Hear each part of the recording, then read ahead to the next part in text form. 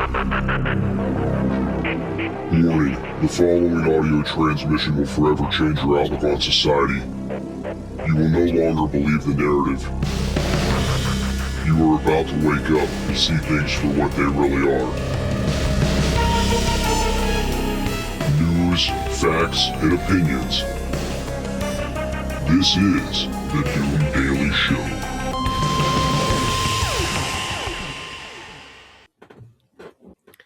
Ladies and gentlemen, welcome to the Doom Daily Show. I am your host, Jester Dooms. The email, doomdailyshow@gmail.com. Everywhere on social media, @Jester Dooms. The website, www.jestersvoice.com. If you can't find new episodes, go to the website.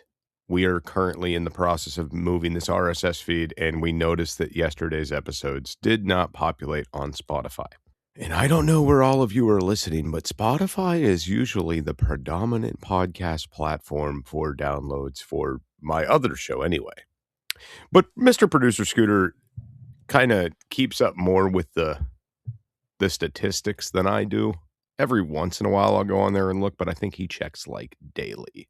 Don't you, Producer Scooter? Yes, nod and wave, cocksucker.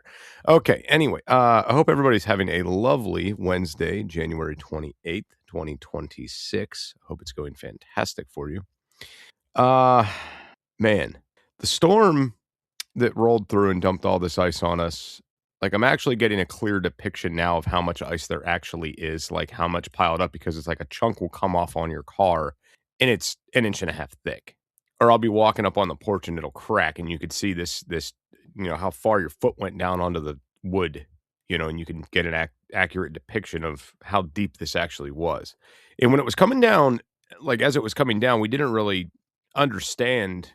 Like you're looking out the window, it's like, is that rain? Is that sleet? We know it's not snow. What is it? And then no, it's all freezing rain. It's just piling ice. So traversing around the property has been a kind of a pain in the ass. Without four-wheel drive, the ATV likes to slip and slide and lose control, which is not fun. Getting back and forth to the house can now be done without four-wheel drive, so that's good. You do slip and slide a little bit, but you make it. Okay. Getting into town from the house is also not that big of a chore currently. It's just a lot of the issues we have with the snow and the ice in our area is due to city and county workers just being lazy fucks. All right. Like they'll leave a giant patch of ice in a hairpin turn knowing that it's there. Like not going back out to double check that their work was successful. Like they'll leave piles. They'll leave private roads covered in. Like, they're dickheads. Like they'll go out and they'll clear the main road and just leave this big pile that people have to go out and fuck with that are not equipped like they are to deal with this. So instead of, I don't know, not being an asshole and plowing it to the opposite side of the road, no, we're just going to block all these people and fuck it. And the thing about it is for those of you out there that are like, oh, well, it's a private drive. It's up to the, citizens to pay for, to do that on their own. It's their private road. Well, right. Their road. But where that road meets the main road, no. That's not the case.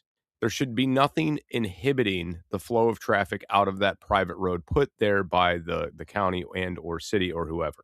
That should not be a thing. And I'm going to tell you why it's not a thing. Because those citizens that live off that private road pay tax to emergency services, being fire, police, and EMS. And if those roads are inhibited, if the route of travel is impeded, and that ambulance, police car, fire engine can't make it down there to rescue you or save you or whatever the case may be, it should fall back on the liability of the county. It's like what it really should. They never would allow it, but it should.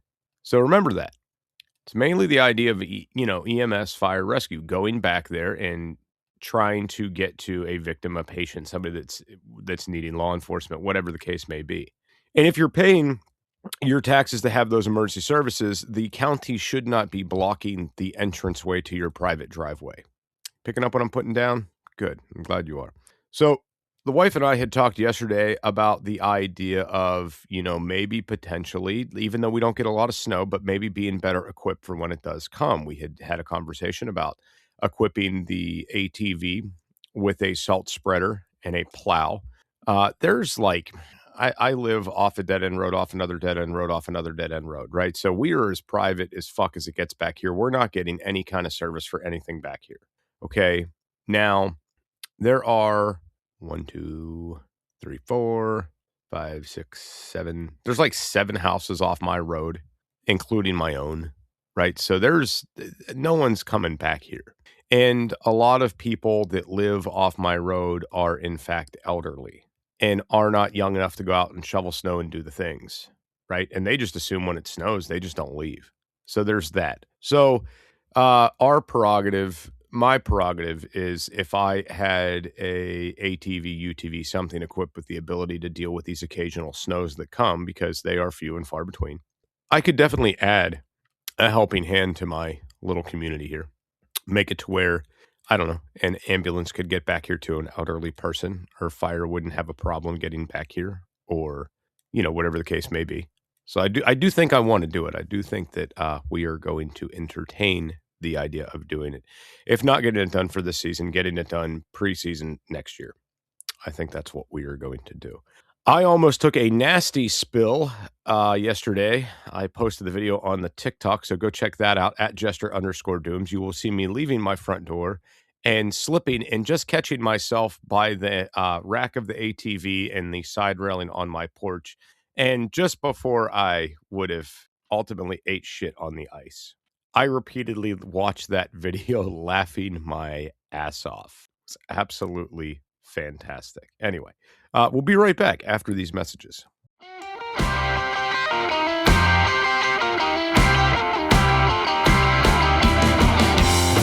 Hey, Producer Scooter here. First off, thank you for downloading and participating in the wide world of Jester Doom. Please be sure to check out JestersVoice.com website. Everything you want to know is located on JestersVoice.com. If you're looking for salacious details, it's on JestersVoice.com. Don't forget to share the show with your friends and even with all your enemies. And now, back to the musings of Jester Doom.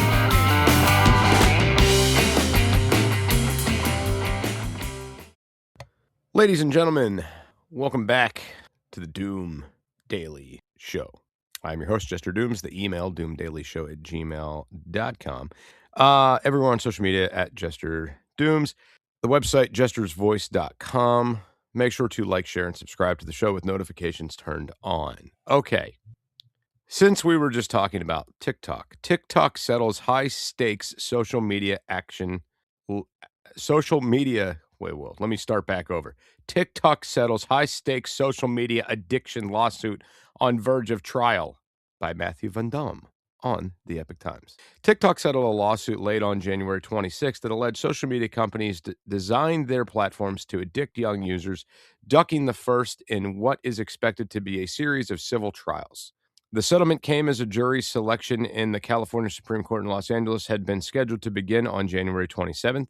Details of the settlement were not available at publication time. The case had been viewed as possible test case for other lawsuits against TikTok, YouTube, Meta, and Snap that are expected to go to court later this year. Dan Greenberg, a senior legal fellow at the Libertarian Cato Institute, said the new settlement is very likely to spawn more social media addiction litigation. In quotations, this is why some defendants refuse to settle, because they know that settling invites copycat lawsuits, he told the Epic Times. If it's profitable investment to come up with creative theories that a product is inherently defective, then there are going to be lots of litigants who are willing to invest in a lawsuit, Greenberg said. In the case at hand, KGM, a 19-year-old woman from California, alleged that she has been addicted to social media for more than a decade and that her use of technology had contributed to suicidal thoughts, anxiety, depression, and body dysmorphia. KGM named TikTok, Meta, Snap, and YouTube as defendants in her lawsuit. Snap settled with her out of court on January 20th. The trial against the remaining defendants in the lawsuit, Meta and YouTube, and Google's YouTube, is expected to continue. KGM's lawsuit and related lawsuits have been filed across the United States, claim that big tech companies have been deliberately working to promote addictive use of the technology among the young. Let me pause real quick. It's amongst everybody. There are specific algorithms out there to where they put out there what they know you interact with what you like to see, thus keeping you glued to the fucking platform so they can get more of your data to sell to ad companies and put more ads in front of you. You got it? It's designed to suck you in. That's its purpose. If there wasn't anything that entertained you on these platforms, you wouldn't have them on your fucking phones, right? Through kid glasses, ladies and gentlemen. My algorithms on different social media platforms are different. Okay. If I'm over on YouTube, I get a lot of hillbillies building trucks and shit because that's the content I interact with over there. Right. Some guy putting a fucking V8 in a bathtub and making a boat out of it. That's the kind of shit I get on YouTube. Okay. I go to Clapper, I get fucking whores. It's all whores now. Like Clapper's just, it's indifferent. It's all whores on Clapper. Okay. It's all girls that are trying to make money for taking their clothes off on Clapper. That's what Clapper has become. Now, my personal TikTok account that I use is all like food and cat videos. All right. My main TikTok that I use for my social media for the show and stuff, that is a big mix. I'll get whatever is popular that day. The TikTok happens to be pushing in the FYP, but I will also get the things I'm interested in over there. A lot of prepper content, a lot of survival content, what's happening in the news, things like this. And I've been trying to get my algorithm to break a little bit. And those of you that follow me on social media and see who I interact with will know that I've been interacting with creators lately that do not fit that algorithm that I'm used to try to break that up a little bit. Okay. I go over to Facebook and it's a lot of nutritional stuff, like good foods, healthy things, like gym workouts. That's like my main algorithm on the Facebook. Okay. So yeah, that's the way it is. They want to keep you sucked in, so they give you what you want. The end. Borrowing heavily from the behavioral and neurobiological techniques used by slot machines, exploited by the cigarette industries, defendants deliberately embedded in their products an array of design features aimed at maximizing youth engagement to drive advertising revenue, KGM's lawsuit stated. Plaintiffs are not merely collateral damage of the defendant's products. The lawsuit continued. They are the direct victims of the intentional product design choices made by each defendant. They are the intended targets of the harmful feature that push them into self-destructive feedback loops. Some have compared the social media addiction lawsuit to the lawsuit filed against Big Tobacco that led to a landmark 1998 settlement that required cigarette makers to pay for billions of dollars in healthcare costs and restrict marketing of their products to minors. More than 40 state attorney generals are separately suing Meta, the parent company of Facebook and Instagram, in federal and state courts, claiming Meta is contributing to a mental health crisis among young people by installing addictive features on its platform.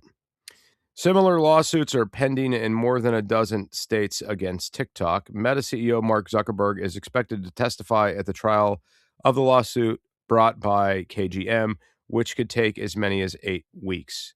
Okay, now, before we continue into this, I do want to say something real quick about this. Put your fucking phone down. Go outside. Read a book. You got addicted to it because you liked it. You wouldn't sue your drug dealer if you picked up a heroin habit.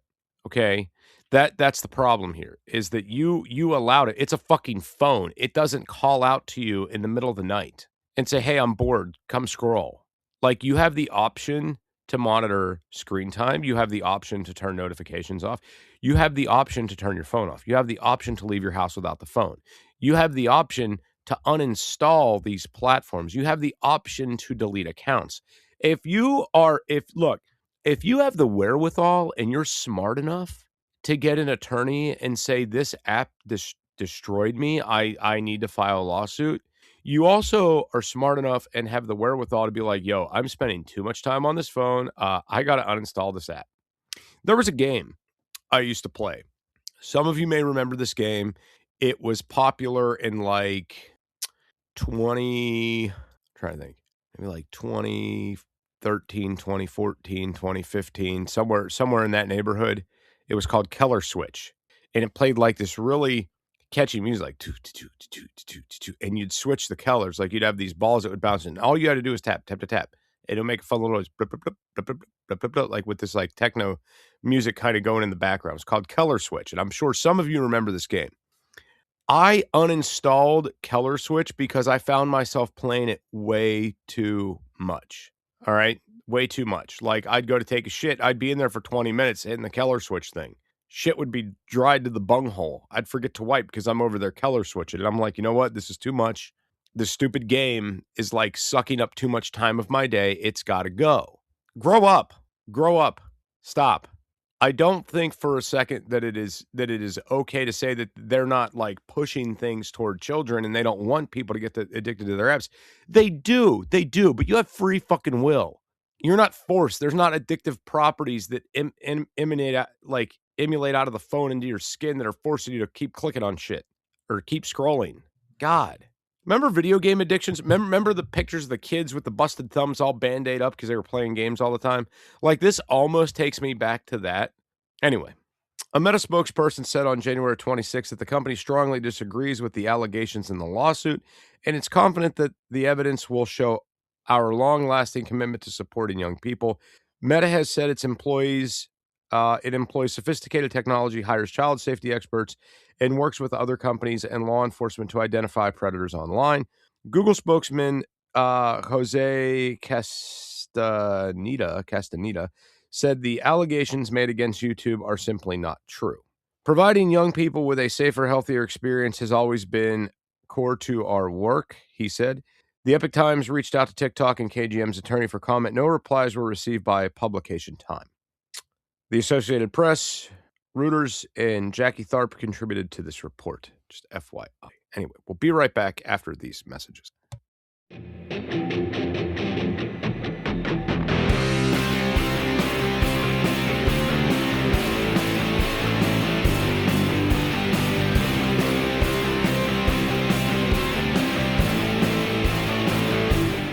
Jester from It's Doomsday Podcast and the Doom Daily Show here. Do you ever find yourself overloaded with way too much information? Too many logins, too many passwords, too many websites for stuff you like?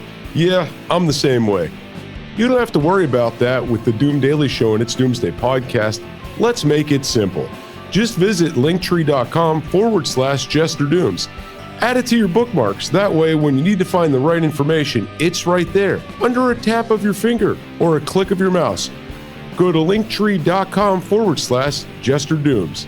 Get it, got it, done.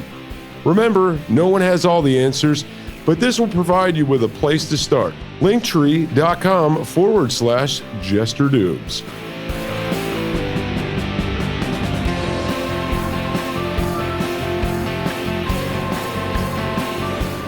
And now, on with the conversation. And here's Jester. Ladies and gentlemen, welcome back to the Doom Daily Show. I am still your host. I'm still Jester Dooms. So what do you guys think? Last segment of the show there. What do you think? You think that people should be able to sue if they get addicted to an app? Do you think we should be babying society or should there be an alternative? Should the alternative be something like, you know what? Maybe you have to pass an IQ test to have a smartphone. Like maybe you can't handle this responsibility. Maybe it's too much for you. Maybe. Anyway, in other news,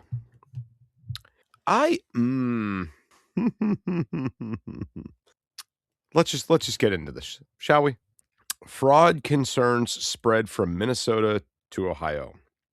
Anti-fraud efforts were allegedly underway in Ohio, officials say, long before outrage over Minnesota Somali fraud spread suspicious to the Buckeye State. This is by Jance Hills on the Epoch Times.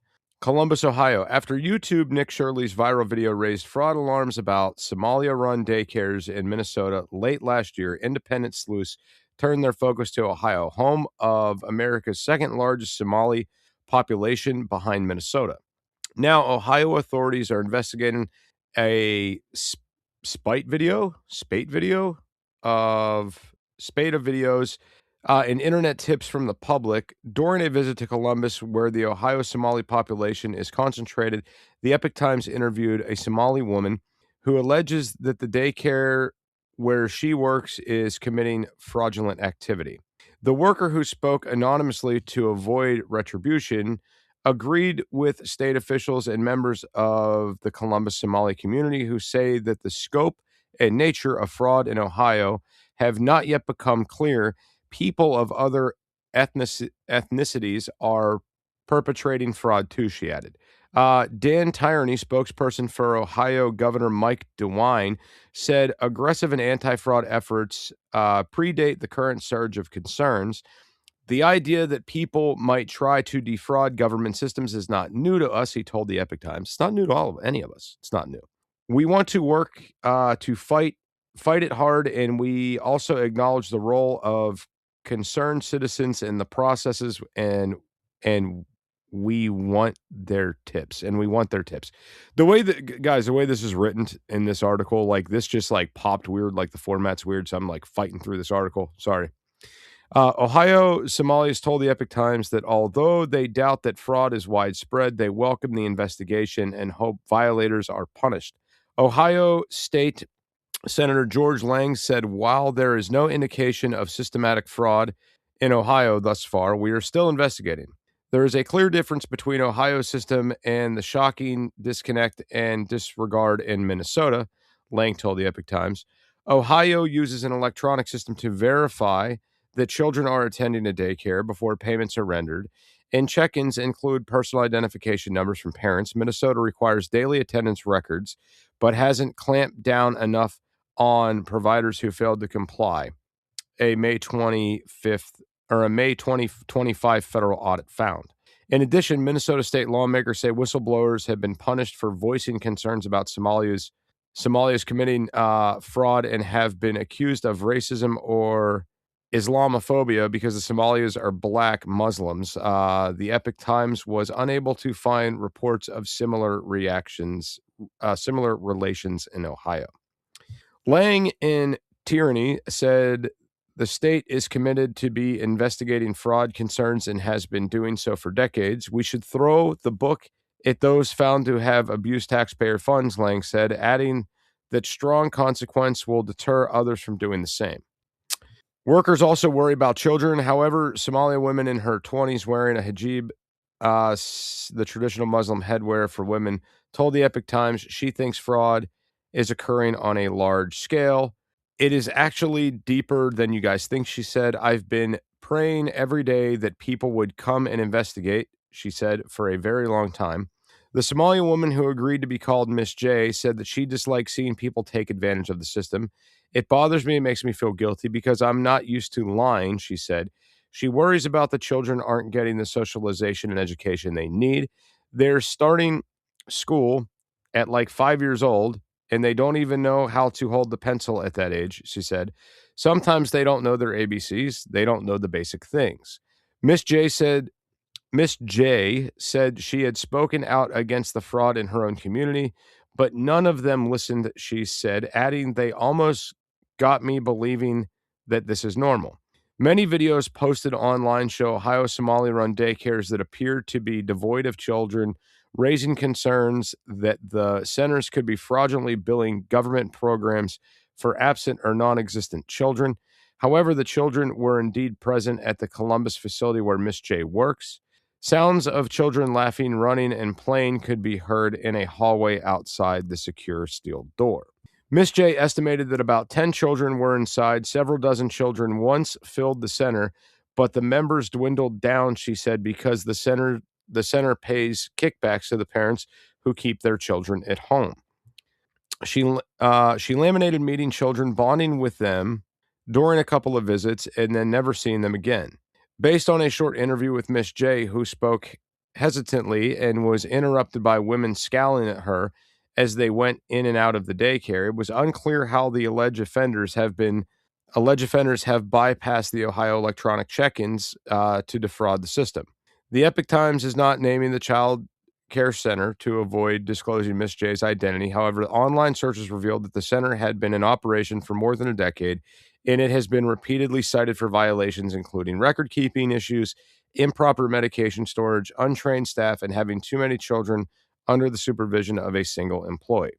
Other center employees declined to talk to the Epic Times. Now, you got to remember, no one's really going to want to talk if they're involved in the fraud. I mean, that makes them, it makes them a part of it, makes them a co-conspirator, right? Like they're going to go down with them. So, all right, let's just continue into the article. Somalis speak out. About a half a dozen other Somalis in Columbus who spoke to the Epic Times said they too want to investigate to ferret out the truth. Most, however, said the accusations appear to be aimed at vilifying Somalis as a group. It is a smear campaign, said a man named Mustafa, a 35-year-old hospital professional who spoke to the Epic Times at Safari Coffee, a popular Somali hangout.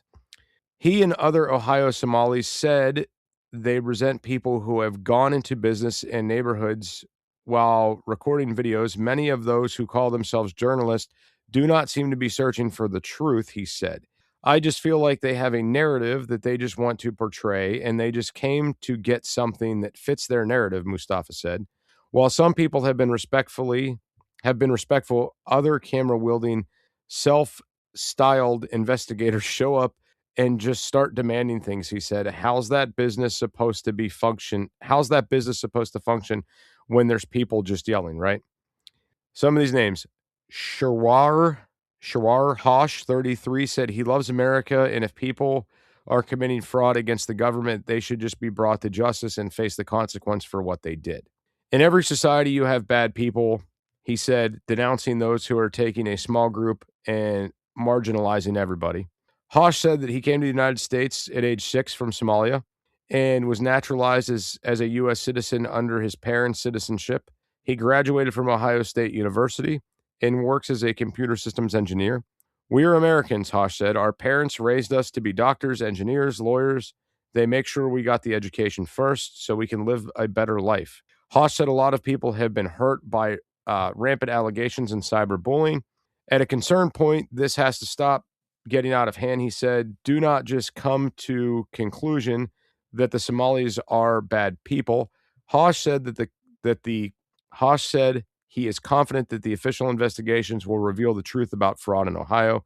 DeWine, in January 5th news conference, warned people that they cannot try to barge into daycare centers while attempting to document suspicions of fraud. And I 100% agree with that statement. Nobody should just be able to go in there to try to uncover things.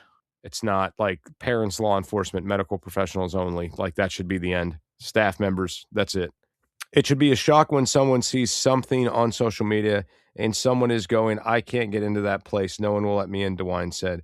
Ohio law prohibits people from entering child daycare centers unless they are employees, parents, or guardians of the children at the center, and those who work for investigative agencies like, children's services. Those laws are designed to protect children and protect children, the governor said, and the parents ought to appreciate that fact. All right. So the Minnesota fraud is estimated to be in the billions, but we don't have enough time to get into that today. I want to thank everybody for listening in to the Doom Daily Show. Once again, I'm your host, Jester Doom. Sitting across from me, thousands of miles away, is the lovely, the talented producer Scooter. Guys, don't forget to like, share, and subscribe to the show, and we'll be back here with another exciting episode of the Doom Daily Show. Producer Scooter, hit that button, sir. News, facts, and opinions.